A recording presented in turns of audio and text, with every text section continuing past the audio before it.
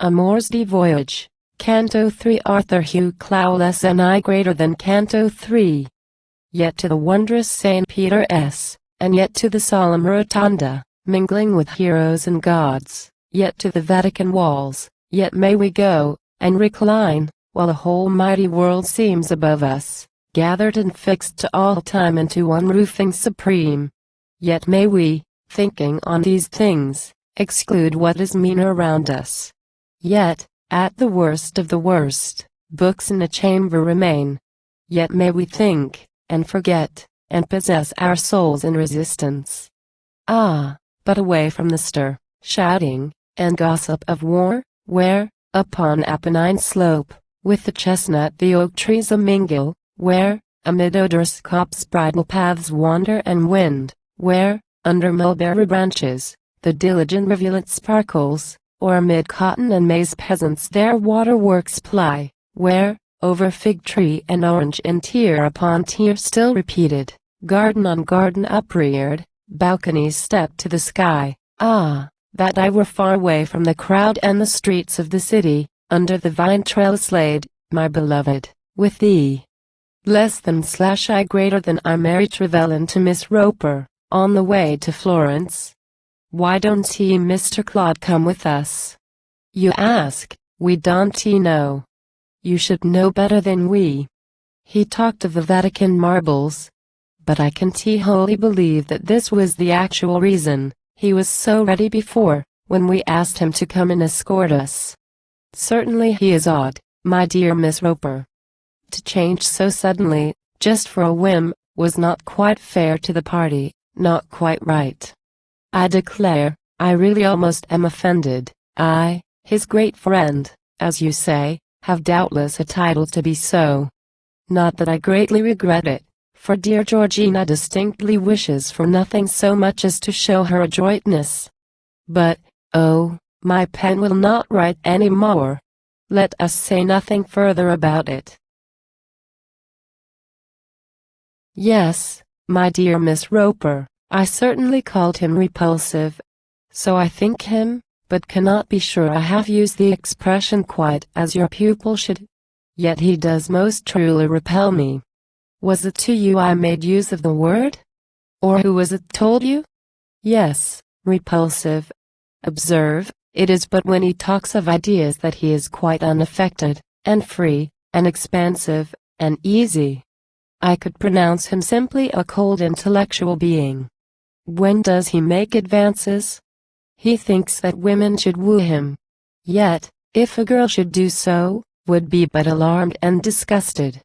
She that should love him must look for small love in return, like the ivy on the stone wall, must expect but a rigid and niggard support, and to get that must go searching all round with her humble embraces. 2. Clough to Eustace, from Rome. Tell me, my friend, do you think that the grain would sprout in the furrow, did it not truly accept as its summum and ultimum bonum that mere common and maybe indifferent soil it is set in?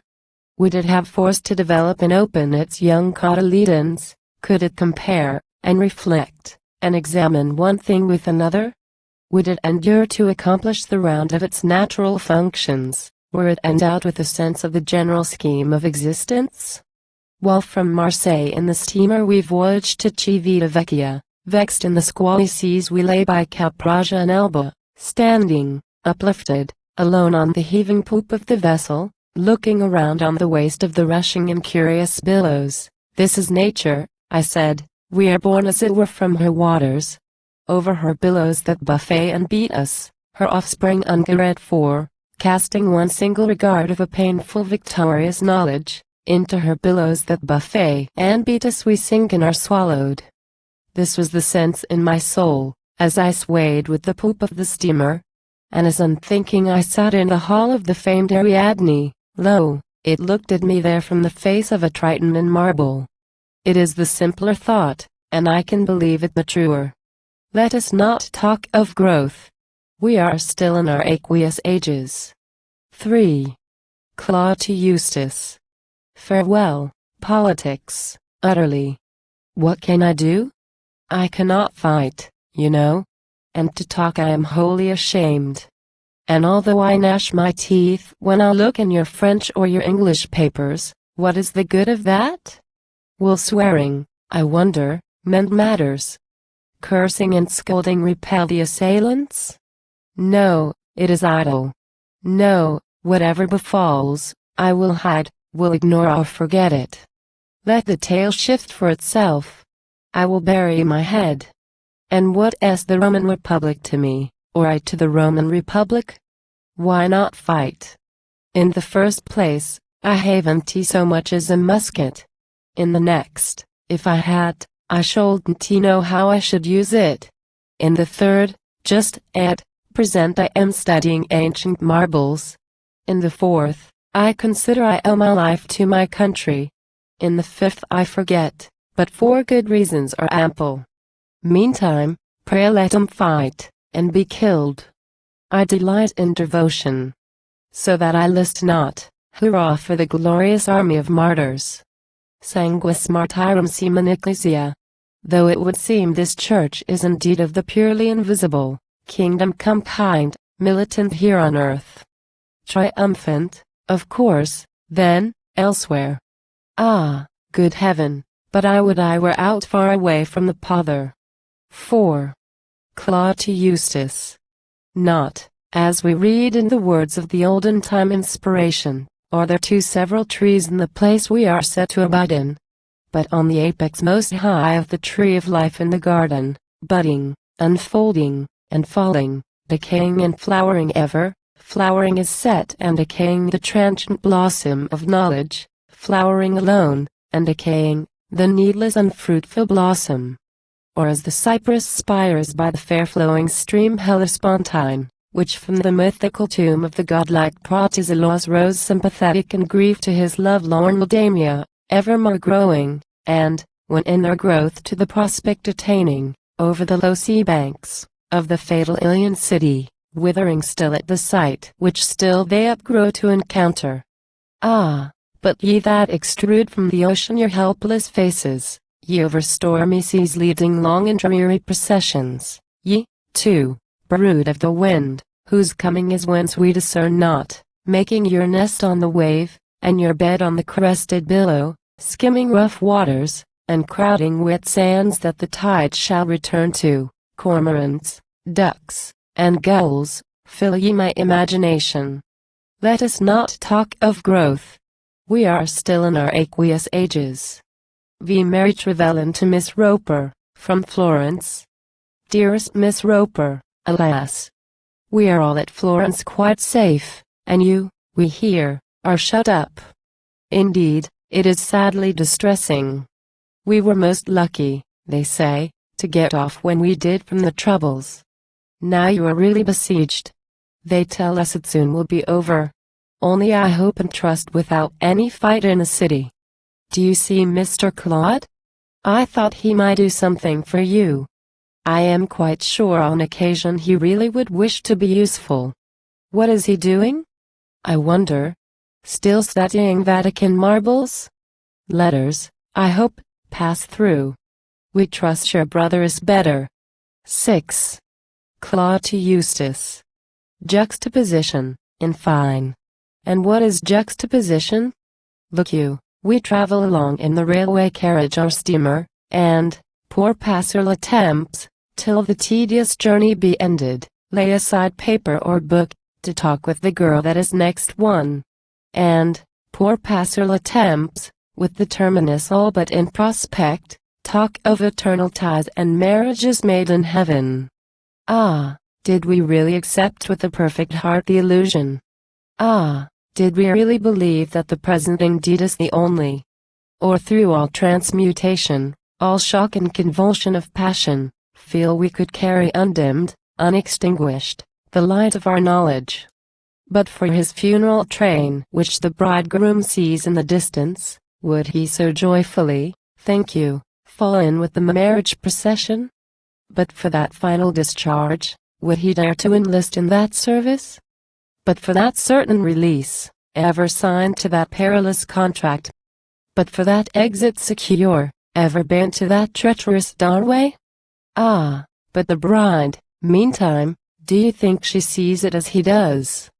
But for the steady foresense of a freer and larger existence, think you that man could consent to be circumscribed here unto action? But for assurance within of a limitless ocean divine, o'er whose great tranquil depths unconscious the wind's surface breaks into ripples of trouble that come and change and endure not, but that in this, of a truth, we have our being, and know it, think you we men could submit to live and move as we do here? Ah, but the women, God bless them. They don't think at all about it. Yet we must eat and drink, as you say. And as limited beings scarcely can hope to attain upon earth to an actual abstract, leaving to God contemplation, to his hands knowledge confiding, sure that in us if it perish, in him it abideth and dies not, let us in his sight accomplish our petty particular doings, yes, and contented sit down to the victual that he has provided. Allah is great, no doubt, and juxtaposition his prophet. Ah! But the women, alas! They don't look at it in that way. Juxtaposition is great. But, my friend, I fear me, the maiden hardly would thank or acknowledge the lover that sought to obtain her, not as the thing he would wish, but the thing he must even put up with, hardly would tender her hand to the wooer that candidly told her that she is but for a space, and ad interim solace and pleasure, that in the end she shall yield to a perfect and absolute something, which I then for myself shall behold, and not another, which, amid fondest endearments, meantime I forget not, forsake not. Ah, ye feminine souls, so loving and so exacting, since we cannot escape, must we even submit to deceive you? Since, so cruel is truth, sincerity shocks and revolts you, will you of us your slaves to lie to you, flatter and leave you? 7. Clough to Eustace. Juxtaposition is great, but, you tell me, affinity greater. Ah, my friend, there are many affinities, greater and lesser, stronger and weaker, and each, by the favor of juxtaposition, potent, efficient, in force, for a time. But none, let me tell you, save by the law of the land and the ruinous force of the will, ah, none, I fear me, at last quite sure to be final and perfect. Lo, as I pace in the street, from the peasant girl to the princess, homo sum, nihil humanum alienum pudo, versum, nihil famini, and en to the uttermost circle, all that is nature s is I, and I all things that are nature s. Yes, as I walk, I behold, in a luminous, large intuition, that I can be and become anything that I meet with or look at. I am the ox in the dray, the ass with the garden stuff panniers. I am the dog in the doorway, the kitten that plays in the window, on sunny slab of the ruin the furtive and fugitive lizard, swallow above me that twitters, and fly that is buzzing about me. Yea, and detect, as I go, by a faint, but a faithful assurance, e'en from the stones of the street, as from rocks or trees of the forest, something of kindred, a common, though latent vitality, greets me. And, to escape from our strivings, mistakings, misgrowths, and perversions, fain could demand to return to that perfect and primitive silence, fain be enfolded and fixed, as of old, in their rigid embraces. 8. Clough to Eustace. And as I walk on my way, I behold them consorting and coupling. Faithful it seemeth, and fond, very probably faithful, all as I go on my way, with the pleasure sincere and unmingled.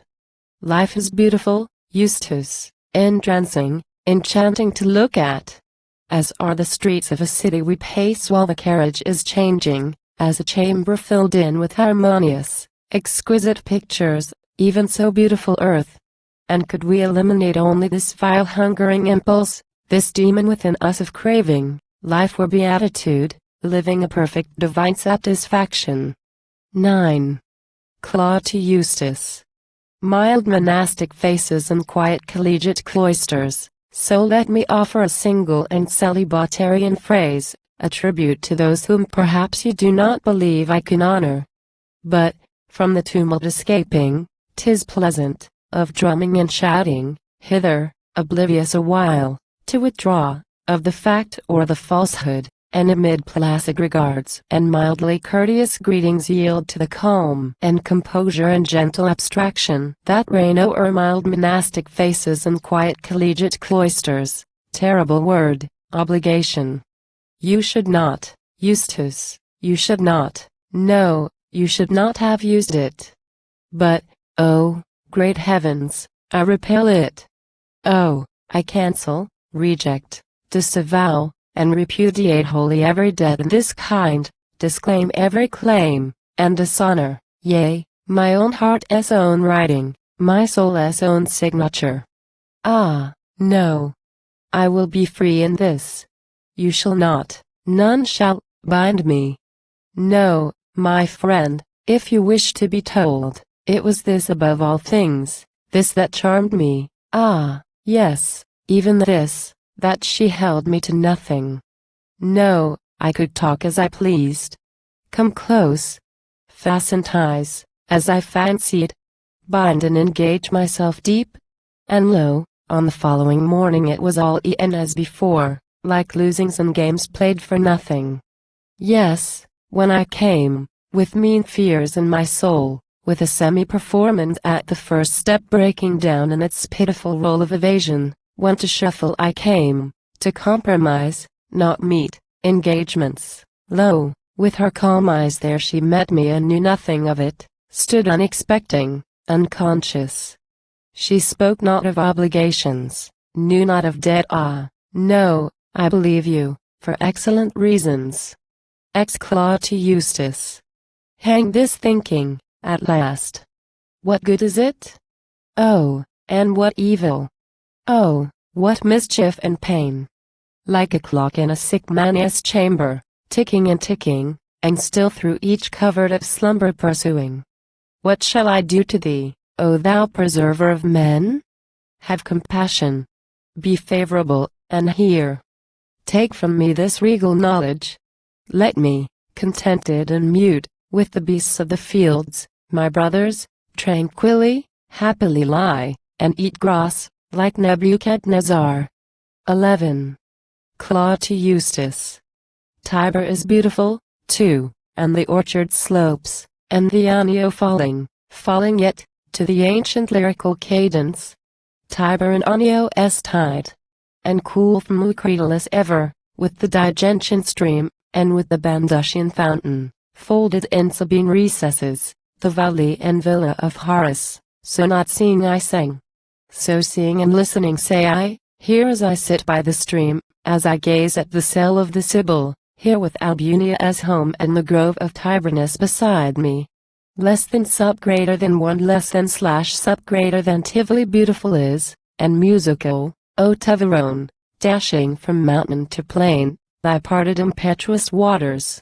Tivoli's waters and rocks.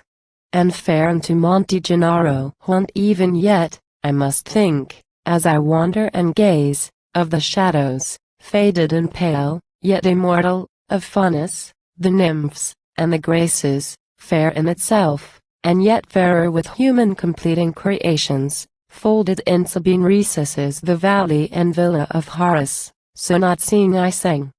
So now nor seeing, nor hearing, neither by waterfall old, nor folded in sylvan embraces, neither by cell of the Sibyl, nor stepping the Monte Gennaro, seated on Anio's bank, nor sipping Bandusian waters, but on Montorio's height, looking down on the tile-clad streets, the cupolas, crosses, and domes, the bushes and kitchen gardens, which, by the grace of the Tiber, proclaimed themselves Rome of the Romans, but on Montorio's height, looking forth to the Vapori mountains, cheating the prisoner hope with illusions of vision and fancy, but on Montorio's height, with these weary soldiers by me, waiting till I do not enter, to reinstate Pope and tourist. 12.